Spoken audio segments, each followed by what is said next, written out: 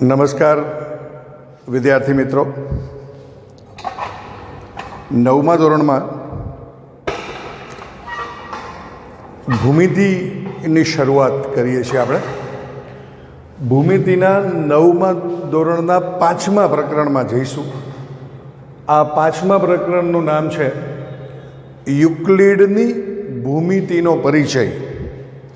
આ પ્રકરણ છે એ આપણે 2 તાસમાં પૂરું કરીશું, એટલા માટે કે આ પ્રકરણ પાયાનું પ્રકરણ છે, આ પ્રકરણ વર્ણનનું પ્રકરણ છે, આ પ્રકરણ સમજાવવા માટેનું પ્રકરણ છે.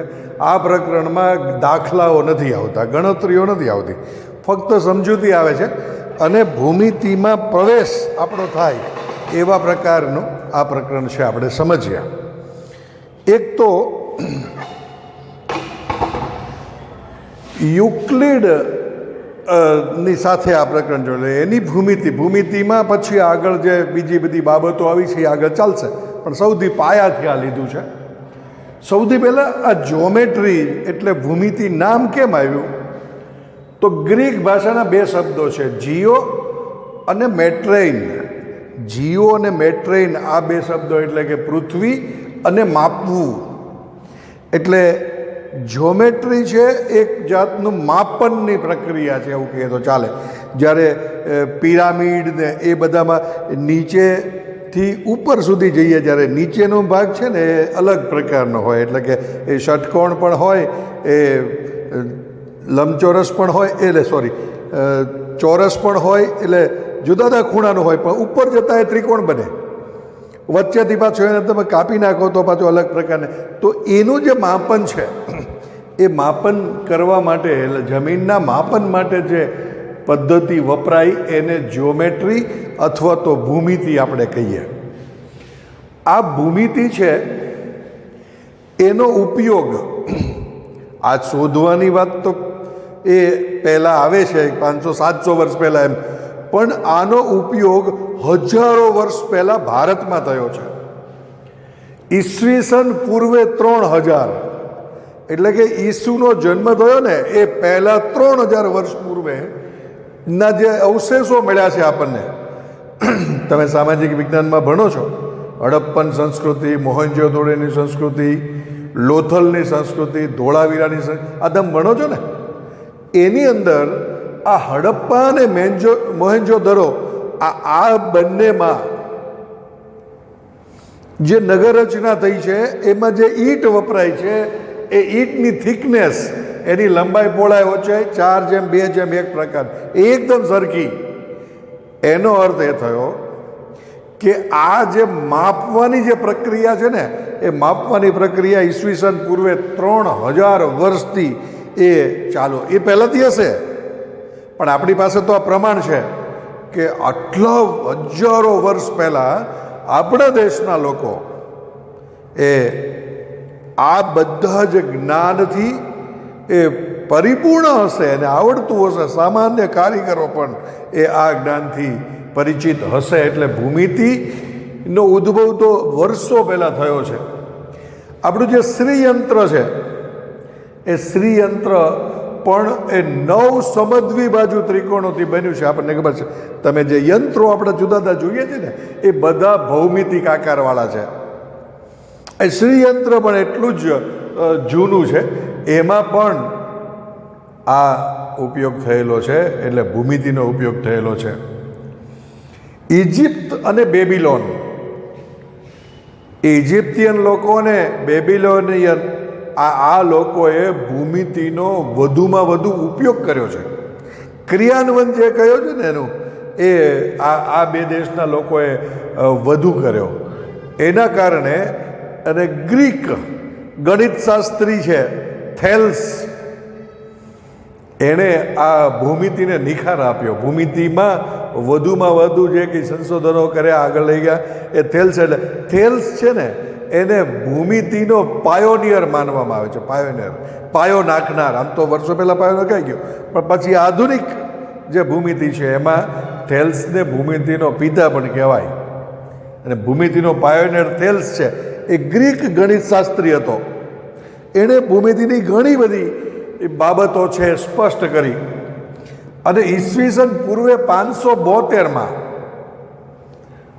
આ 3000ની બધી વાત કરીને એમાં ઈસવીસન પૂર્વે 572માં પાયથાગોરસ નામનો એક વ્યક્તિ થયો, જે થેલ્સનો શિષ્ય હતો. એણે આ ભૂમિતિમાં પાછી વિશેષ શોધો કરી. પાયથાગોરસનો પ્રમેય આપણે જાણીએ છીએ. કાટકોણ ત્રિકોણમાં કર્ણની લંબાઈનો વર્ગ, કાટકોણો બનાવતી બે બાજુના લંબાઈના વર્ગોના સરવાળા બરાબર, આ જાણીએ છીએ આપણને. પણ આપણું જે માર્કેટિંગ છે ને એ બહુ નથી ને, એ વખતથી નથી. એટલા માટે આ પાયથાગોરસનો પ્રમેય છે ને ખરેખર તો બોધાયનનો પ્રમેય છે. બોધાયન ઋષિએ બહુ જ હજારો વર્ષ પહેલાં આ પ્રમેયની શોધ કરી છે. પણ અત્યારે દુનિયાના બધા દેશોમાં એને પાયથાગોરસનો પ્રમેય જ કહેવાશે. આપણી પાસે પ્રમાણ છે કે આ બોધાયને આ શોધ્યું છે, તો પણ આપણું માર્કેટિંગ નથી. એટલે પાયથાગોરસ છે એ થેલ્સનો શિષ્ય હતો અને ઈસવીસન પૂર્વે 572માં અને ઈસવીસન પૂર્વે 300માં, એટલે પાયથાગોરસ પછી આ ઇજિપ્તમાં યુક્લિડ નામના એક ગણિત શિક્ષક હતા. એણે ઈસવીસન પૂર્વે 300માં જેટલી ગણિતની શોધો થઈ હતી ને એ વખતે, એ સમયગાળા દરમિયાન જેટલી, એ બધા જ ગણિતના સિદ્ધાંતો અને શોધોને ભેગી કરી અને એને પાયાના તત્વો કીધા. અને એના ઉપરથી એણે પુસ્તક લખ્યું, એલિમેન્ટ્સ, એટલે કે મૂળ તત્વો. એમાં 13 પ્રકરણો છે. એવા પ્રકારનું યુક્લિડે એક પુસ્તક લખ્યું અને એ પુસ્તક છે એના આધારે પછી ભૂમિતિમાં આગળ જે ગણિતશાસ્ત્રીઓએ જે કંઈ કામ કર્યું એને આધાર લઈને આગળ વધ્યા. એટલે યુક્લિડની ભૂમિતિ એ અલગ છે. એટલા માટે કે ગણિતશાસ્ત્રીઓ જેમ બનતા જાય ને જે તે સમય, પછી આગળ જતાં એને જે કીધું હોય ને એમાં પાછું સુધારો આવે, એમાં પાછું વિવાદ ઊભો થાય, એમાં પછી સમાધાન થાય. ગણિતમાં પણ એવી ઘણી બધી બાબતો છે કે જેમાં ગણિતશાસ્ત્રીઓ એકબીજા સાથે સંમત ન હોય ત્યારે કોઈક મધ્યમાર્ગી રસ્તો કાઢીને કંઈક નવું કરવામાં આવે. એક આગળ હું તમને હમણાં સમજાવીશ સમાંતર રેખાઓ. તો સમાંતર રેખાઓ બાબતે એવું જ છે કે કોઈ એક રેખાને સમાંતર હોય તેવી એ સમતલમાં એક અને માત્ર એક રેખા મળે. પણ એની પહેલાં ગણિતશાસ્ત્રીઓએ અલગ પ્રકારની ચર્ચાઓ કરી. પછી અમુક ગણિતશાસ્ત્રીઓ કીધું કે રેખાના બહારના બિંદુમાંથી એ સમતલમાં ઓછામાં ઓછી એક રેખા મળે, ઓછામાં ઓછી એક. અને અમુક ગણિતશાસ્ત્રીઓએ કીધું કે વધુમાં વધુ એક રેખા મળે, ઓછામાં ઓછી એક અને વધુ એક. આ બેને ભેગું કરી અને પછી એક માત્ર એક કરી દેવામાં આવ્યું કે સમાંતર રેખામાં કોઈ એક રેખાની બહારના બિંદુમાંથી એ સમતલમાં એક અને માત્ર એક સમાંતર રેખા મળે છે. એટલે આ જે વાત છે ને ડિસ્પ્યુટ પૂરું કરવા માટે પછી એક પૂર્વધારણા લેવાય. એ હમણાં પછી વાત હું તમને કરું. યુક્લિડની વ્યાખ્યાઓ, પ્રમેયો અને પૂર્વધારણાઓ એ અત્યારે આપણે એની ચર્ચા કરીશું. એના પછી એનું થોડું ખંડન થયું. નવા જે ગણિતશાસ્ત્રીઓએ યુક્લિડની વાત છે એને અલગ રીતે લીધી, એને ખોટી છે એવું ન કીધું, પણ અલગ રીતે લીધી. યુક્લિડે બિંદુ, રેખા અને સમતલની વ્યાખ્યાઓ આપી. આ વ્યાખ્યાયિત પદ કરે છે. બિંદુ, રેખા અને સમતલ ત્રણની વ્યાખ્યા આપી. વ્યાખ્યા એ ખરેખર આમ તો સમજૂતી છે, પણ નવા ગણિતમાં એ આ અવ્યાખ્યાયિત પદો છે. જે પદોની વ્યાખ્યા આપી ન શકાય તે પદોને અવ્યાખ્યાયિત પદો કહે છે. એમાં ભૂમિતિમાં અત્યારે બિંદુ, રેખા, સમતલ અને અવકાશ, આ ચારને અવ્યાખ્યાયિત પદો માની જ લેવામાં આવ્યા છે. અને બીજગણિતમાં એક ગણ એ અવ્યાખ્યાયિત પદ છે. એટલે ટોટલ 5 છે એ ગણિતમાં અવ્યાખ્યાયિત પદો છે. પણ યુક્લિડે આ ત્રણેયની વ્યાખ્યા આપી છે એની રીતે. એણે જે સ્તર નક્કી કર્યા, પગથિયા નક્કી કર્યા કે ઘન, સમતલ, રેખા અને બિંદુ, પહેલું ઘન, ઘન એટલે ત્રિપરિમાણ, એવા સંદર્ભમાં ઘન એટલે સમતલ, રેખા અને છેલ્લે બિંદુ, એમ 1 2 3 4 એવા પગથિયા, એટલે 3 2 1 0, એટલે 0 એટલે પોઈન્ટ, બિંદુ. પછી એ જે બે બિંદુઓને વિસ્તારીને રેખા, પછી દ્વિપરિમાણમાં સમતલ, પછી ત્રિપરિમાણમાં ઘન, એવી રીતે એણે સમજૂતી આપેલી છે. એણે જે વાત કરીને એણે સ્વયં સિદ્ધ સત્યો એવું કીધું. સ્વયં સિદ્ધ સત્યો એટલે એને સાબિત નહીં કરવાના, એ તમારે સ્વીકારી લેવાના, એવું સ્વયં સિદ્ધ છે એવું એણે કીધું. એટલે સ્વયં સિદ્ધ સત્યો જે છે અને અત્યારે જેને આપણે પૂર્વધારણાઓ કહીએ છીએ, એ બંને વચ્ચેનો સામાન્ય તફાવત આપણે સમજાય. સામાન્ય સત્યો છે એને સ્વયં સિદ્ધ સત્યો કહેવાય, અને સ્વયં સિદ્ધ વિધાનો જે છે ને એને સ્વીકારી લેવામાં આવે, એની સાબિતીની કંઈ વાત નહીં. ભૂમિતિમાં અમુક એવા પ્રકારના વિધાનો છે કે જેને એ સત્ય જ છે એવું માનીને સ્વીકારી લેવામાં આવે, એની સાબિતી માગવાની જ નહીં. એને પૂર્વધારણા કહેવામાં આવે છે. એ પૂર્વધારણા એ સાબિત કરવા માટે ઉપયોગમાં આવે. પૂર્વધારણાની સાબિતી ન હોય. જ્યારે સ્વયં સિદ્ધ સત્યો છે એ સામાન્ય સત્યો છે, અને એ સામાન્ય સત્યોને સમજાવી શકાય એવા પ્રકારના હોય, સાબિત કરી શકાય એવા પ્રકારના આમ તો હોય.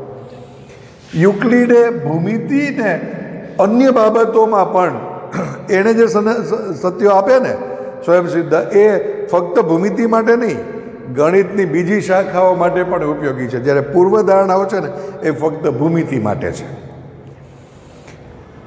એક પૂર્વધારણા ઉદાહરણ લઈએ તો દરેક રેખાને ઓછામાં ઓછા 2 બિંદુઓ હોય છે. આ પૂર્વધારણા છે, રેખાની પૂર્વધારણા છે. ઓછામાં ઓછા 2, એટલે અસંખ્ય બિંદુઓ હોય પણ 2 તો જોઈએ જ, 2 ન હોય તો નહીં. એટલે ઓછામાં ઓછા 2 બિંદુ. જ્યારે આમાં સ્વયં સિદ્ધ સત્યમાં એક ઉદાહરણ તમને આપું તો એક બીજાને સમાન હોય તો બીજું ત્રીજાને સમાન હોય તો પહેલું ત્રીજાને સમાન છે, આવું કહેવાય. એ છે ધારો કે એક ત્રિકોણનું ક્ષેત્રફળ એક લંબચોરસના ક્ષેત્રફળ બરાબર છે, અને એ લંબચોરસનું ક્ષેત્ર એ ચોરસના ક્ષેત્રફળ બરાબર છે, તો ત્રિકોણનું ક્ષેત્રફળ ને ચોરસનું ક્ષેત્રફળ સરખું હોય. આવા પ્રકારની જે વાત છે એ વાત એ આ સનાતન સત્યમાં આવે, એ તો સાબિત પણ કરી શકાય છે. જ્યારે રેખા માટે ઓછામાં ઓછા 2 બિંદુઓની જરૂર છે, એ પૂર્વધારણા છે. બરાબર. એટલે સનાતન સત્ય અને સ્વયંસિદ્ધ સત્યો અને પૂર્વધારણા, આ બંને વચ્ચે તફાવત છે. યુક્લિડે જે 5 પૂર્વધારણાઓ આપી એ સમજીએ આપણે. એ અલગ પ્રકારની છે. એ સામાન્ય રીતે એ વખતના એના શાબ્દિક ગોઠવણી પ્રકાર, પછી તો અત્યારે આધુનિક ભૂમિતિમાં એ પૂર્વધારણાઓને એ બધું જુદા પ્રકારે આવે છે. એણે એવું કીધું કે એક બિંદુમાંથી બીજા બિંદુ સુધી થઈને પસાર થતી એક સીધી રેખા દોરી શકાય છે. એક બિંદુમાંથી બીજા બિંદુ સુધી જઈ અને અનંત સુધી જઈએ તો એ સીધી રેખા દોરી શકાય છે, એવું એને પૂર્વધારણા પહેલી કીધી. આ બધી પૂર્વધારણાને પાયે ગણી અને પછી એ આધુનિક પૂર્વધારણાઓ આવી છે. પછી એને રેખાખંડ શબ્દનો ઉપયોગ નહોતો કર્યો, શાંત રેખા એવું કીધું હતું. શાંત રેખા તો હોય નહીં, રેખા તો અનંત સુધી અત્યારે આપણે કહીએ છીએ, તો શાંત રેખાને અનંત સુધી લંબાવી શકાય છે. એટલે રેખાખંડને અનંત સુધી લંબાવી શકે છે એવો અર્થ થાય. બીજો અર્થ આપણે એવો પણ કરી શકીએ કે રેખાનો એક ભાગ છે ને એ રેખાખંડ છે. પછી કોઈ પણ બિંદુને કેન્દ્ર તરીકે લઈને કોઈ પણ લંબાઈની ત્રિજ્યા લઈને વર્તુળ રચી શકાય. એ વખતે આ કલ્પના પણ મુશ્કેલ હતી કે કોઈ પણ બિંદુને કેન્દ્ર તરીકે લઈને બીજું એક ચોક્કસ અંતર, એટલે આની ત્રિજ્યા ગણીને આ એક વર્તુળ આપણે જો દોરીએ, આ કોઈ પણ એક નિશ્ચિત બિંદુથી એને કેન્દ્ર લઈને કોઈ પણ લંબાઈની ત્રિજ્યા, આ બધી ત્રિજ્યાઓ છે, કોઈ પણ લંબાઈની ત્રિજ્યાથી વર્તુળ રચી શકાય છે. વર્તુળ સમતલી આકૃતિ છે, એમાં સમતલનો ઉલ્લેખ જોઈએ, પણ એ વખતે એણે આ સમજાવેલું સમતલની વ્યાખ્યા પણ એણે આપેલી. ત્યાર પછી એક બહુ મહત્વનું એણે ચોથી પૂર્વધારણા આપી યુક્લિડે કે બધા જ કાટખૂણા એક સરખા છે. એક તો કાટખૂણાની કલ્પના, અને ત્યાર પછી એ કાટખૂણા કઈ રીતે બને, તો એ ખૂણાની કલ્પના પછી કાટખૂણાની કલ્પના આવે ને, એટલે ખૂણાનું વ્યાખ્યાયિત પણ થયું હશે. અને કાટખૂણાની વાત છે તો બધા કાટખૂણાનું માપ 90 હોય છે. એ બાજુ અનંત સુધી જાય, પણ એ બધા કાટખૂણા સરખા. પછી એક એણે એવા પ્રકારની પૂર્વધારણા આપી, પાંચમી પૂર્વધારણા, પછી એની 5.1, 2, 3 એની વાત નહીં કરીએ આપણે. પાંચમી પૂર્વધારણામાં એવું કીધું કે કોઈ પણ બે રેખાઓને કોઈ પણ એક રેખા છેદે, બે રેખાઓને એક રેખા છેદે ત્યારે જે બનતા ખૂણાઓ છે એમાં એક બાજુના ખૂણાઓનું માપ, આ બેના ખૂણાઓના માપનો સરવાળો એ બે કાટખૂણાના સરવાળાથી ઓછું થાય. બે કાટખૂણાના સરવાળા એટલે ખરેખર તો આમ 180 કેવું જોઈએ એને, 90 + 90, પણ એને એવું કીધું કે બે કાટખૂણાના સરવાળાથી ઓછું થાય તો એ રેખાઓ આગળ જઈને છેદે. આ કાટખૂણાથી ઓછું હોય તો એ કાટખૂણા જેટલું હોય, આ બંને કાટખૂણાના સરવાળા જેટલું હોય તો એ સમાંતર રેખાઓ હોય. એનું ઇનડાયરેક્ટ બીજું એવું થાય. પણ આ એમને જે પાંચમી પૂર્વધારણા આપી એ એવી અગત્ય, એટલે એની 5 પૂર્વધારણા છે ને યુક્લિડની 5 પૂર્વધારણા તરીકે ઓળખાય છે. યુક્લિડે જે વ્યાખ્યાઓ આપી ને બિંદુ રેખા, એ પણ તમે તમારી રીતે આ પ્રકરણ વાંચવાનું જ છે, એટલે વાંચજો બરાબર, તો એની અંદરથી સરસ ખબર પડશે. આવતીકાલે એનું તો બીજું પણ આપણે બીજો આગળનો ભાગ સમજાવીશ, પૂરું થઈ જશે. પછી એના પ્રશ્નો પણ લખવા આપીશ. કાલે પેપર પણ તમને મળશે, અને એ પછી તમને 4 તારીખ સુધીમાં ગમે ત્યારે લખવાનું છે, એટલે તમે યોગ્ય રીતે લખી શકશો. હજી 2-5 જે મુદ્દાઓ છે હું તમને સમજાવું. બિંદુ, રેખા, સમતલ આ અવ્યાખ્યાયિત પદો છે. બિંદુને એક ટપકા વડે દર્શાવી શકે, આપણે બિંદુ કહીએ. બિંદુને સામાન્ય રીતે કેપિટલ શબ્દો ABCD એની વડે દર્શાવાય છે. બિંદુ એ એવી રીતે. એટલે આ બિંદુ છે. એવા અસંખ્ય બિંદુઓ એ અવકાશમાં આવેલા છે. એવા અસંખ્ય બિંદુઓ સમતલમાં આવેલા છે. એવા અસંખ્ય બિંદુઓ રેખામાં આવેલા છે. પણ રેખા છે એ આ પ્રકારની છે. એમાં કોઈ બે બિંદુ તો ઓછામાં ઓછા જોઈએ, આપણને ખબર છે.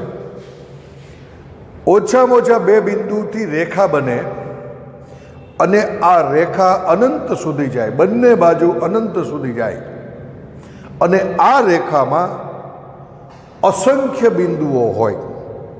એક જ રેખામાં આવેલા જે બિંદુઓ છે એને સમરેખ બિંદુઓ કહેવાય. આ એક બીજું બિંદુ C છે, તો ABC 3ની વાત કરીએ તો એ અસમરેખ બિંદુઓ છે. આ A અને C માંથી બીજી એક રેખા પસાર કરી દો તો A અને C એ સમરેખ બિંદુઓ છે.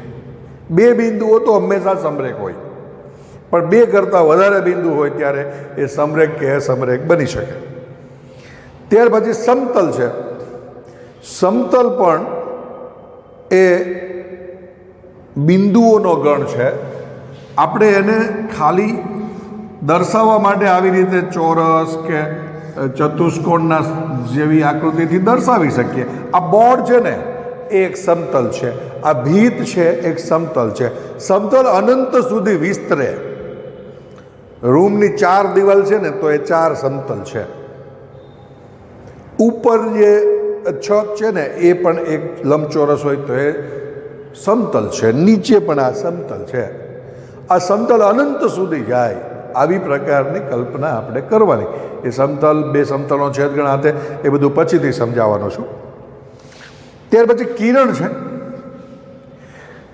જેમ આપણે રેખાખંડની અગાઉ વાત કરી કે રેખાખંડ છે એ રેખાનો એક ભાગ છે. રેખામાં અસંખ્ય રેખાખંડ છે.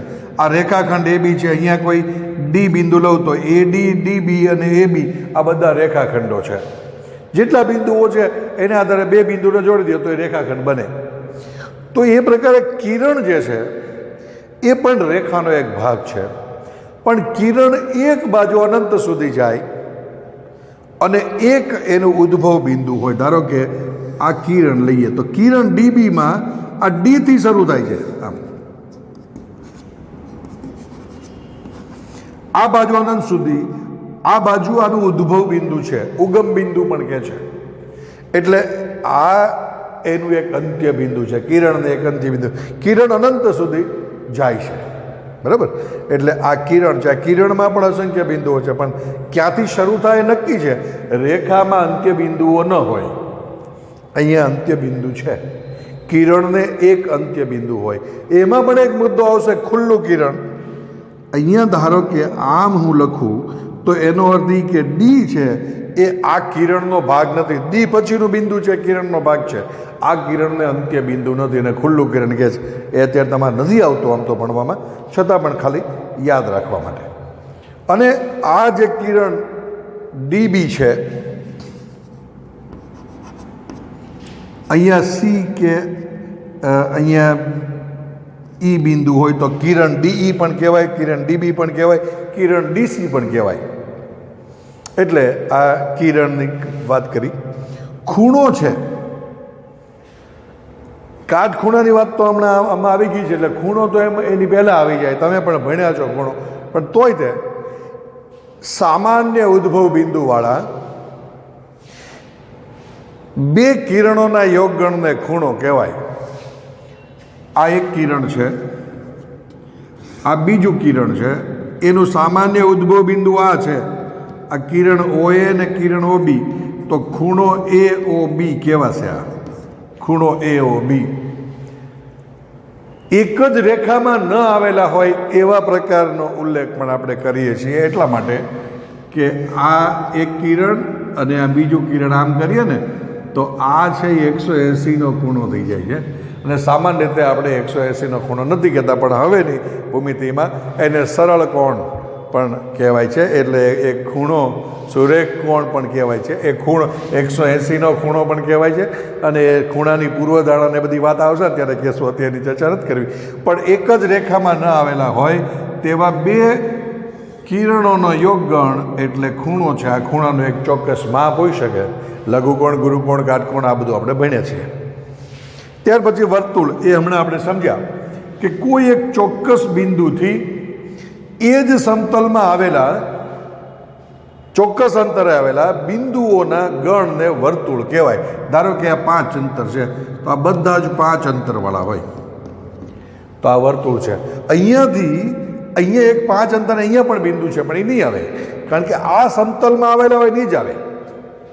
કારણ કે વર્તુળ એ સમતલીય આકૃતિ છે. કોઈ ચોક્કસ બિંદુથી એ જ સમતલમાં, એક સમતલમાં સમાન અંતરે આવેલા બધા જ બિંદુઓનો ગણ એટલે વર્તુળ છે. પછી વર્તુળની ત્રિજ્યા, તો વર્તુળનું કેન્દ્ર અને વર્તુળનું બિંદુ આ બંને વચ્ચેનું અંતર એટલે ત્રિજ્યા. એમાં અસંખ્ય એ આવી ત્રિજ્યાઓ આપણે લઈ શકીએ. ત્યાં પછી ચતુષ્કોણ છે, 4 રેખાખંડોનો યોગગણ એટલે ચતુષ્કોણ. અહીંયા ABCD લઈએ તો AB, BC, CD ને DA આ 4 રેખાખંડોનો યોગગણ. યોગ CD, યોગ DA આવા પ્રકારે 4 રેખાખંડો. એ ચતુષ્કોણની ડિટેલ તો આખું પ્રકરણ આવે છે એટલે ત્યારે કહેશું.